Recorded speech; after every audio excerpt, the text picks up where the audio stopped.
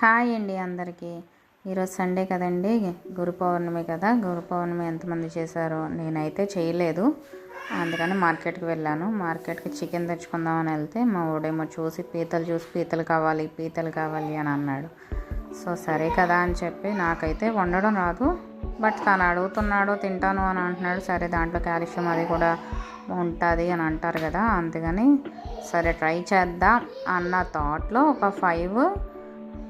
100 రూపీస్కి అయితే తీసుకున్నానండి. సరే తీసుకున్నాక వాళ్ళే క్లీన్ చేసేసారు. ఆ క్లీన్ చేసేటప్పుడు మా వాడు అంటున్నాడు, మమ్మీ ఒకటి లైవ్ తీసుకుని వెళ్దాం మమ్మీ, ఇంటికి తీసుకుని పెంచుకుందాం మమ్మీ అని అంటున్నాడు. బట్ ఆవిడేమో అవి వద్దమ్మా, అలాగా తీసుకుని వెళ్ళకూడదు, అవి కరిసేస్తాయి, వద్దు అని అన్నారు. ఇంకా అవి ఆవిడ క్లీన్ చేసేసారు. క్లీన్ చేసి అవి ప్యాక్ చేసి ఇచ్చారు.